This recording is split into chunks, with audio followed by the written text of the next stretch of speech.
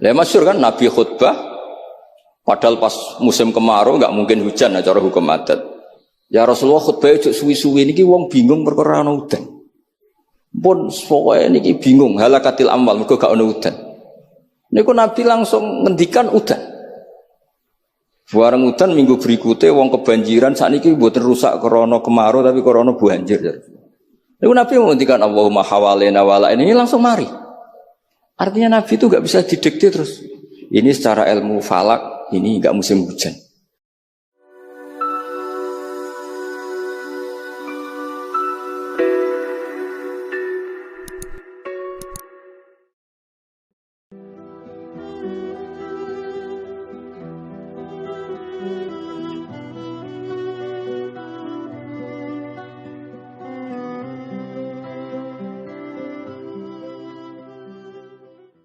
Sang kitab Ummul Barohin ini diterangkan Nabi Musa sausé kepanggih pangeran. Niku nak ketemu suarane tiyang kupinge ditutupi. Wong bar krungu suarane pangeran terus krungu suarane manusa. Niku pusing. Terus baminan niku biasa terus Quran terus bocah bakas panen niku kan pusing. Buat cerita ana corona niku ya pusing. Biasa asik mbek pangeran terus itu mesti istildatnya billah, nyamannya dengan Allah. Di Indonesia itu kata sing masyhur nggih Mbah Dimyati Pandeglang wonten alhamdulillah wonten Mbah Minan. Kula gadah pernah Mbah angsal pernah Mbah kula namine Mbah Nur Samsu. Kanca beliau di Mekah. Iku termasuk ngriwayataken dawuh Mbah Minan saku iku kang wis ra urusan ambek wong wis pokoke aku ngaji disalahno wong akeh lah sementing aku ngaji Quran. Terus kula alhamdulillah termasuk orang yang pernah diberi kesempatan sowan beliau di kamar beliau dan saya tasyarruf sekali merasa mulia. Karena khazanah itu memang ada. Terus kalau cerita sekedap para tamu di Baminan kalau dengan logika saiki wong lagi muhadasah mbek pangeran munajat. Munajat bawas Quran, khatam.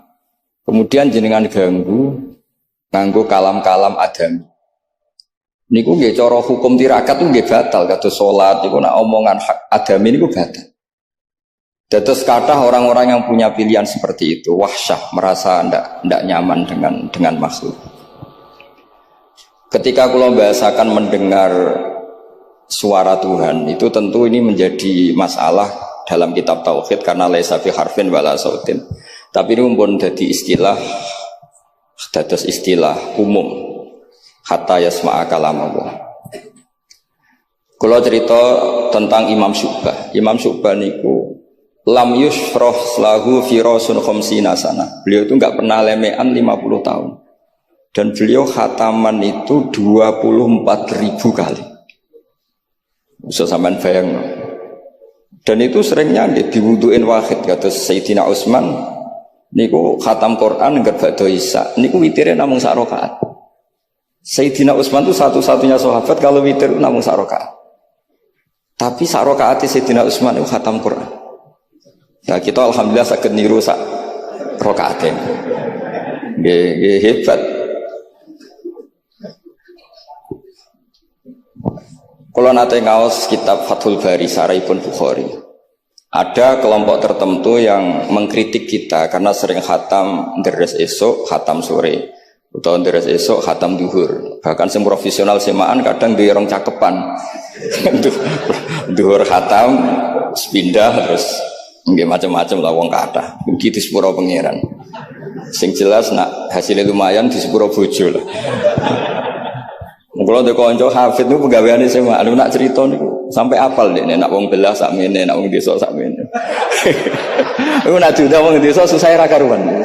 Tak kok ilo kena opo, beda mas nak ndang kula mas. Tak pikir beda niku nopone ngono. Ternyata nggih niku sih. Niku sing mboten pati top-top. Nah, sing top-top niku khatamane mbek pangeran. Lah lucune niku sami. Sing payu ning desa ning belah yo nyuwun sewu yo duwe hasil. Tapi jenenge rezeki perhitungan niku jumlahe nggih terbatas. Nek sing khataman teng kamar ngoten niku mboten terbatas, wong niku langsung hubungane mbek pangeran. Jadi sampean sering semaan mbek baminan semaan mbek pangeran mesti keramat baminan semaan mbek pangeran. Mergo sampean kontrak basari, kontrak ini cek menuso. Sik ro bedane wong belah pejabat sampai wong desa ni.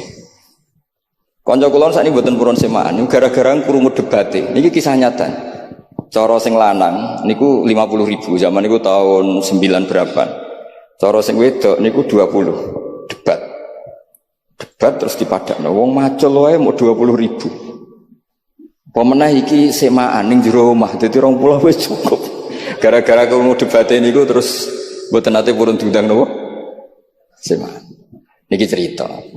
Tapi ilmu yang saya dapatkan dari bapak saking Badullah niku dawuh Badullah kena kepengen semaan diundang wong ikhlas iku gampang Nur. Kowe sering deres. Jadi nek diundang wong anggap ae ndrese pindah tempat. Nah, tapi nak sampean ra tau ngaji khatam, jebule nak diundang semaan khatam, nak ning omah ra khataman, berarti orderan sampean. Jadi iki solusi bagi kanca-kanca hafid sing wedi dosa, nak sing mboten wedi nggih monggo terusno mawon. Niku carane niku nggih tetep teng dalem nggih khataman, mungkin nak diundang, berarti khatamane pindah tempat. Tapi nak sampean ra tau ning omah khataman, kok nak diundang khataman, ya berarti order. Niki buatan nyindir, niki menata niat nih, cerita-cerita nata niat. Terus Imam Fathul Bari ini cerita, ketika Rasulullah SAW dawuh ikra'hu fi syahrin, ada sahabat yang pamit mau khataman tiap bulan nggak boleh, 2 minggu nggak boleh, seminggu nggak boleh. Walhasil itu dipakai alasan. Terus Nabi ngendikan ikra'hu fi syahrin sampai ikra'hu fi sab'in. Sampai ada riwayat ikra'hu fi salasin. Sudah 3 hari khatam sekali itu sudah kebanyakan. Apalagi 1 hari khatam sekali. Itu kemudian dipakai kelompok tertentu untuk mengkritik tradisi NU yang 1 hari khatam. Tapi apa jawabannya Imam Fathul Bari? Apa mereka yang mengkritik itu benar-benar nyata ikra'hu fi syahrin, kemudian mereka itu khatam tiap bulan? Kan enggak juga. Oke, kamu kritik enggak apa-apa dari Imam Sinten Ibnu Hajar Al-Asqalani, tapi kamu juga harus baca ikra'hu fi syahrin tiap bulan benar-benar apa? Hatam. Ikra'hu fi sab'in. Memang benar-benar tiap 7 hari hatam. Niki ngritik sing khataman sedina tapi ya ora khataman tiap 7 hari. Jangan bakate njen ngritik. Nah, terus Imam Fathul Bari cerita. A'rafun nas, orang paling tahu tentang yang dikehendaki Rasulullah sallallahu alaihi wasallam tentu ashabu, beberapa sahabatnya.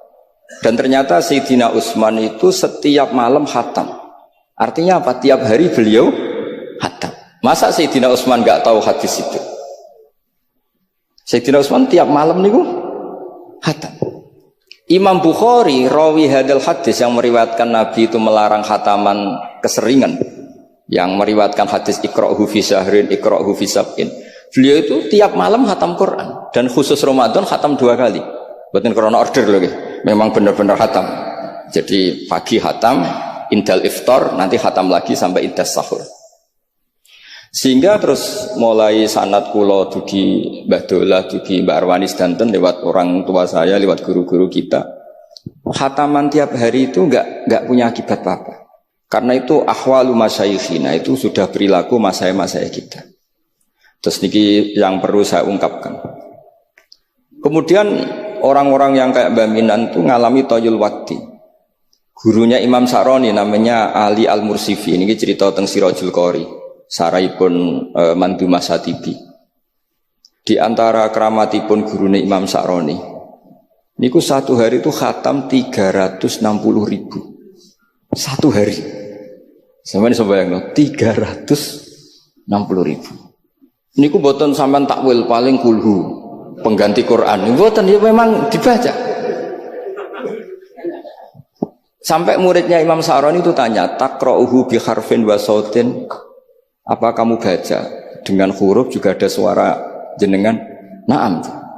Terus kata beliau, maddawawli al-waqta. Ini Allah memanjangkan waktu untuk saya ikraman di Rasulihi Muhammad sallallahu alaihi wasallam. Jadi beliau ngalami toyul wakti. Toyul wakti itu waktu diringkas sedemikian rupa sehingga beliau baca itu dalam waktu 24 jam ya kayak mungkin bagi kita ratusan tahun. Namanya toyul waktu. Nah, Kenapa itu bisa terjadi? Terus kata-kata sarahnya Satibi tadi Siraus Gorek, wa hadza amrun la tasa'ul uqul wa hadduna minhu at-tasdiq. Ini sesuatu yang mungkin nalar kita tidak sampai, tapi sudahlah kita percaya saja. Nah, kenapa kita percaya? Karena Quran itu kalamullah sing aslinya itu laisa bi harfin wala sautin. Tidak melibatkan suara, tidak melibatkan huruf. Itu yang kalamun azaliyun. Kemudian orang ini ditarik ke Lauh Mahfud. Kemudian dia ngalami yang seperti itu. Dan itu bagi orang-orang dekat Allah sah saja.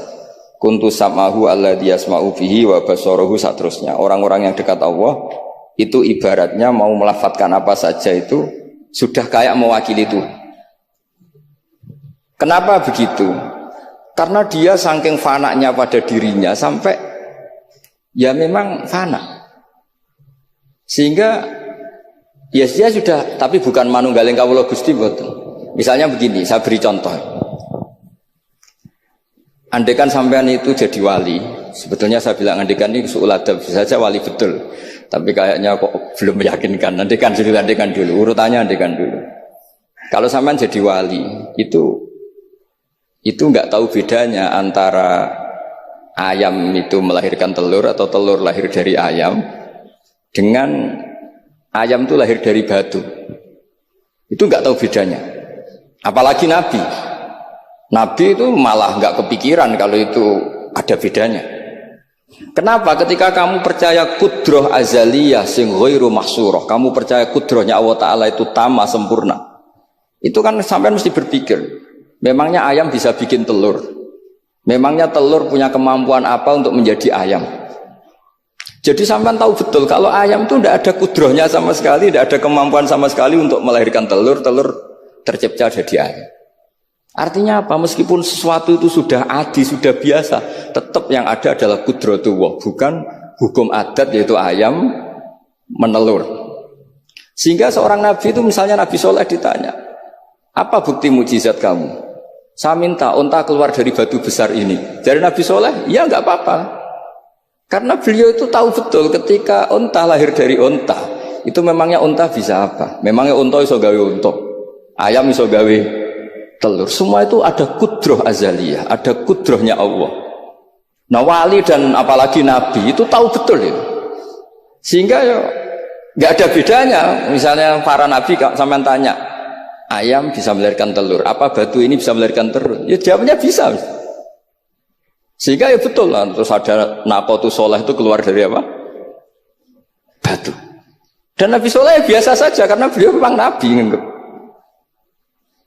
Rasulullah ketika sahabatnya kelaparan, terus diundang Jabir, masakannya sedikit.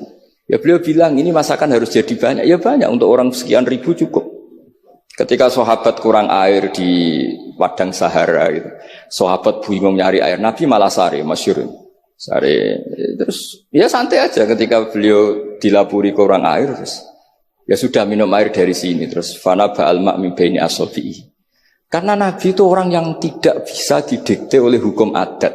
Sehingga tidak terus ayam ini bisa lahirkan telur, berarti mungkin. Kalau batu enggak melahirkan telur, tidak mungkin. Terus kamu bilang ini mungkin, ini tidak mungkin. Itu kita kalau di matolek kan diajari. Padahal mungkin tidak mungkin berdasar hukum adat, bukan berdasar kudrohnya Allah Subhanahu wa ta'ala.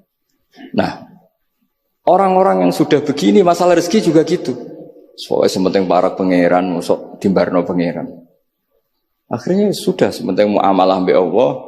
Makanya ada cerita seorang Habib, dia nggak punya pekerjaan, terus setiap hari dia sholat, tiap pagi ngantor. Ternyata dia ke musola atau ke masjid sholat. Terus kata Habib itu, ya Allah, semua orang yang kerja engkau gaji, maka saya ya harusnya engkau gaji. Iku yo terus sugih, tapi bukannya ditiru boleh. Jadi ini apa ngantor ya rati kantor, ngantorin yang masjid sholat. Tapi ini nggak boleh gaya-gayaan yang sudah makomnya seperti itu. Kalau sampean gak makomnya ribet. Tapi ini cerita ya, kalau tak belajar Quran. Sehingga para nabi itu nggak kepikiran. Misalnya Nabi Ibrahim itu nggak kepikiran kalau api itu bisa membakar, karena beliau tahu api apa punya ikhtiar, api apa punya irodah, punya kehendak. Api apa punya cara yang diinginkan api itu untuk membakar saya? Kan tidak juga, dia benda mati. Pasti itu murtangan Allah. Sehingga ketika beliau mau dibakar ya santai aja. Beliau nggak tahu bedanya di sana sama di sini. Semua nabi itu begitu. Ma kunta tadrimal kitab walal iman. Makanya semua nabi itu rata-rata ummi itu ya pokoknya sudah begitu. Makanya disuruh berdoa ya nggak mau. Kata malaikat Jibril, saya Jibril untuk nolong kamu. Tidak, saya tidak butuh kamu. Maksudnya kamu ngomong nanti tak sampaikan ke Allah. Allah itu sudah tahu tanpa kamu. Hasbi min su'ali ilmuhu bihali. Itu Nabi. Nah, Rasulullah Muhammad SAW juga sama. Ketika mau perang Badar, itu kan musuhnya itu 1000 lah kira-kira gitu. Sahabat itu 300. Terkenalnya 313 sama dengan ashabi apa itu? Talut itu. Apa itu? Waqatala Daud itu, ashabi Daud itu. Itu Nabi ya santai aja. Padahal itu pedang 1 dipakai orang 10. Sampai bisa bayangkan perang pedangnya gentenan. Tidak bisa kan? Tapi Nabi karena diutus Allah ya jalan saja. Ya santai. Karena bagi Nabi itu nanti ada kudratullah. Betul. Ternyata perang musuhnya 1000, musuh 300, yang satu perlengkapan lengkap, yang satu gentenan pedang. Perang yus. Dibacok sik nyileh pedangnya kalau musuh kan yur gak iso bayang. Singkat cerita terus masyhur itu Nabi terus berdoa. Ya Allahumma Allahumma intuhlik hadil isobat alam tu'bad ba'dal yaum. Walhasil terus ada pertolongan dari Allah. Artinya Nabi nganggep ini gak penting 300 apa 100. Orang menang tuh ya karena biqudratillah. Begitu juga di perang Khandaq sehingga Nabi itu pernah minta kakinya kambing. Kaki yang depan namanya dirok. Dirok itu 2 kan, namanya kaki depan itu dirok. Coba ambilkan dirok itu, ini ada tamu, diambilkan. Terus diambilkan lagi, ambilkan lagi 1, diambilkan. Terus ambilkan lagi. Bukankah kambing diroknya hanya 2 ya Rasulullah? Andai kan kamu langsung ngambil, pasti tetap jumlah itu ada. Karena ketika Nabi ngendikan ini jadi konstitusi. Jadi kemana malaikat kudu melok ribet Nabi ngendikan. Ya masyhur kan Nabi khutbah, padahal pas musim kemarau nggak mungkin hujan cara hukum adat. Ya Rasulullah khutbah itu suwi-suwi niki wong bingung perkara ana udan. Pun pokoke niki bingung halakatil amwal mergo gak ana udan. Niku Nabi langsung ngendikan udan. Bareng udan minggu berikutnya wong kebanjiran sakniki mboten rusak krana kemarau tapi krana banjir. Niku Nabi ngendikan Allahumma hawalena wala ini langsung mari. Artinya Nabi itu gak bisa didikte terus. Ini secara ilmu falak, ini gak musim hujan. Nah, saya kan perhitungan, gelem istisqa sausé didelok wis musim dari istisqa. Kalau di konco kiai ahli falak, ini kon istisqa ora gelem. Tak takoki kena apa? Tak hitung jek suwi kesudan iki. Engko ora ketara ra mandine, dadi dekne ngenteni. Wis, yo ono kiai rondo politik ngoten yo. Tangan-angan yo bener timbang terkenal ngobos kan nurono reputasi dadi. Iku yo. Tapi kalau Nabi itu ndak. Nabi itu makun tadrimal kitab walal iman. Karena kalau kita sudah makom itu nggak bisa didikte oleh al-ahkam al-adiyah. Nak pitik mulai rondok dari pitik. Makanya ketika ada kitab Al-Husunul Hamidiyah, hukum adat ini telah membodohkan kita lama sekali sehingga Anda tidak bisa percaya kudroh tamah. Dan ini kaitannya hormat baminan ini nanti tentang Quran. Nanti jenengan melihat mukjizat terus gampang lah. Kata Imam Al-Husunul Hamidiyah ngendikan umpama klungsu niku biji asem nih. Andai kan tidak pernah terjadi klungsu itu jadi asem yang besar, kemudian buah, kemudian macam-macam lah, ditabrak truk nganti yo masalah tenan. Terus itu gak pernah terjadi. Terus akhbaro kamu birun, terus kamu diberi cerita orang ini klungsu ini bisa jadi pohon besar sekali suatu saat. Kamu pasti tidak percaya. Oh ini mohal, masa barang kecil jadi besar. Berhubung sering terjadi, terus Anda bilang mungkin. Tapi pertanyaannya loh, ketika mungkin itu kamu kan gak ikut bikin. Loh namanya mungkin tidak mungkin kan kamu harus punya otoritas ikut bikin. Kamu kan gak ikut bikin, kok bilang ini mungkin, yang ini tidak mungkin. Ketika itu sering jadi pohon besar, Anda pun tidak berkontribusi kan? Kontribusinya siapa coba? Allah Subhanahu wa ta'ala. Nah di sini terus para wali itu sudah mengabaikan itu semua. Jadi ya Nabi kalau mau mi'raj ya sudah terbang saja. Kayak Abdul Qadir Jilani kalau mau tawaf ya tawaf saja. Padahal beliau di Baghdad. Imam Nawawi itu di Damaskus. Tiap malam tuh tawaf. Padahal penerbangan 3 jam. Karena beliau gak roh beda nih. Ki adoh iku parku. Mbak Mutamakin kepengen teng Mekah ya teng Mekah mawon. Ra usah antri haji, paspore diurus. Kondo Mas Nadib kondo menak nu mboten usah ngoten. Mboten usah ngoten. Niki cerita wali itu mboten. Artinya nah, orang-orang ahli Quran itu sudah ke makom itu. Sehingga ya coba warai nak tengok-tengok ning omah terus rezekine piye ya coba warai ngono kok dadi goblok malah niki pun makomnya seperti itu. Dan kita harus berlatih. Kalau kita tidak berlatih maka ilmu ini akan hilang. Yaitu tadi, terus kita didikte hukum adat, seakan-akan hukum adat ini memenjarakan kita, memasung kita, kemudian kita sampai nanti ada mukjizat, Naqatus Sholeh keluar dari As-Sakhrah, dari batu besar kita janggal, Nabi Ibrahim dibakar oleh api, kita apa? Janggal. Sebetulnya itu kalau pakai, makanya di Matolek, di semua pondok diajarkan, ada mohal akli, ada mohal apa? Adi. Kalau mohal adi itu ya sebetulnya tidak mohal. Cuma secara adat itu jarang apa? Terjadi. Tapi kita harus mulai berpikir, dilatih. Ketika telur jadi ayam, memangnya dia punya ikhtiar kan enggak? Tetap di situ ada kudratu. Nah kalau sama-sama kudratu, bedanya apa? Telur keluar dari ayam sama telur keluar dari batu. Kan sama-sama yang menentukan adalah Nah di sini ini latihan tauhid. Terus yang terakhir untuk sering baca Quran secara fasih, secara benar, secara apa? Ini saya cerita min haisul makna ya. Itu sesuatu itu dikembalikan pada yang punya. Saya beri contoh ya. Kalau sampean saya tanya, mic ini kan dari besi, sama ini masker dari kertas, dari kain. Ini kuat mana? Pasti sampean menjawab kuat mic, karena ini materinya dari apa? Besi. Tapi Anda salah. Artinya salah itu, ya semuanya cerdas tapi lagi setengah. Yang benar adalah, ya terserah jenengan Gus jenengan yang megang. Bisa saja ini masker tak rencanakan, tak awetkan, tak simpen, tak museumkan. Saya punya rencana menghancurkan mic ini. Berarti nanti awet mana? Dinosaurus itu konstruksinya lebih kuat, tapi Allah menghendaki habis. Pitik sing ngono iso nganti saiki.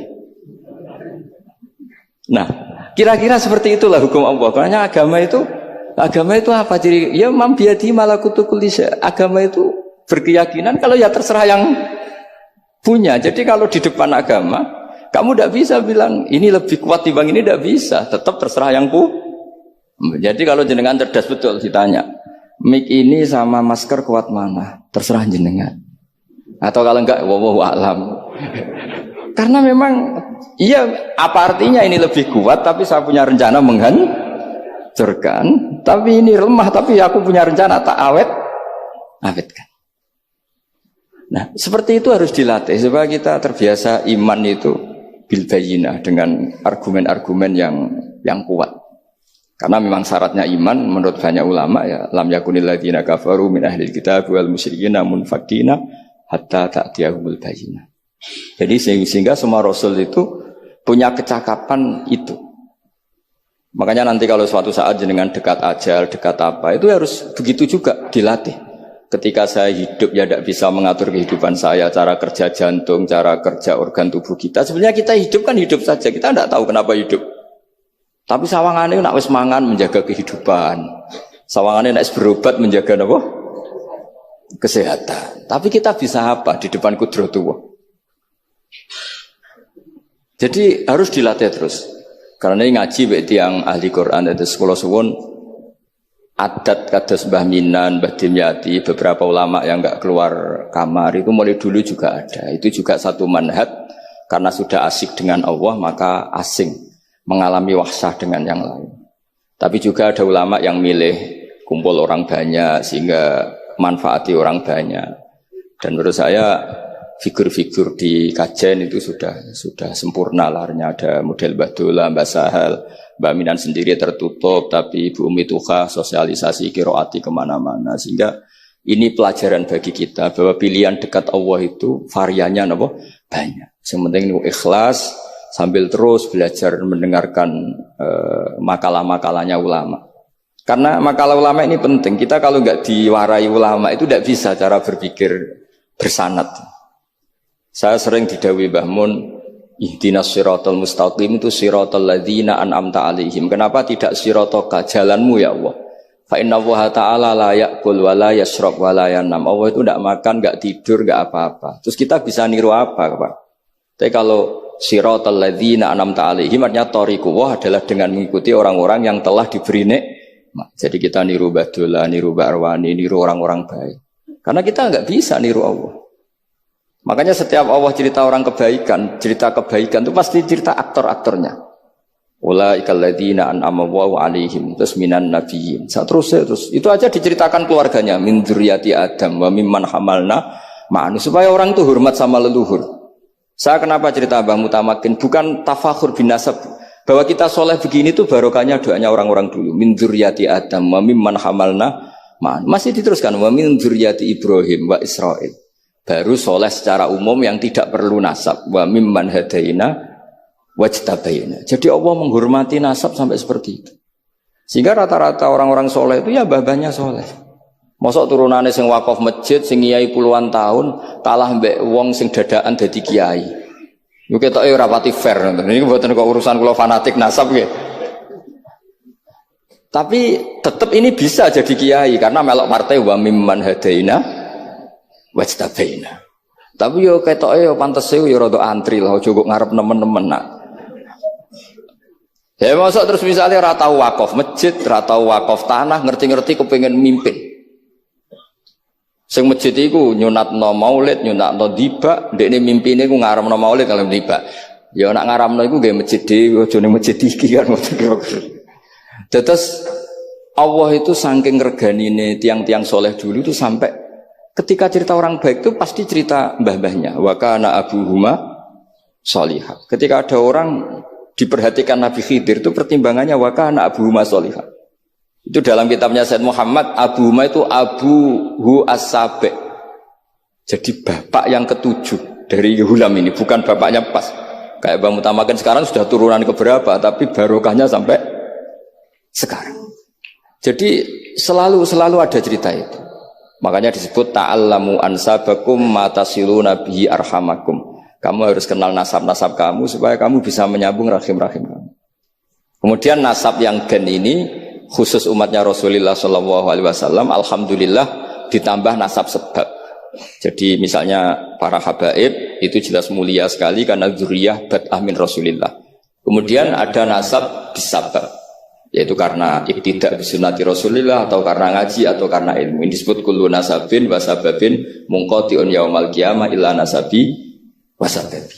Sehingga ada orang yang benar-benar ahli bait karena gennya kayak Sayyid Hasan, Sayyid Husain, tapi ada orang yang diaku keluarga Nabi karena amalnya kayak Salman Al-Farisi. Ketika beliau punya ide cemerlang di Khandaq, Nabi memujinya dengan apa? Salman minna ahlal bait. Jadi niki artinya gini, jenengan meskipun tidak keluarga Mbah Minan secara gen karena yang keluarganya ya tentu Mas Fatah dan saudara-saudaranya, tapi kita bisa menjadi keluarga beliau karena amal dan karena mahabbah. Nggih ngoten mawon nggih sing ndonga ya ampun kula lah. Wis nurut mawon daripada niki bentrok nggih ribet. Wow, nak gak nurut itu Mas Nadib terus dikerano banser ning mun teng kanan kiri niku ribet ning wong niku panglima tertinggi napa? Udah kok wakili itu kok ketuane tapi semua yang jelas sakit meremot. Oke, monggo berdoa Al-Fatihah.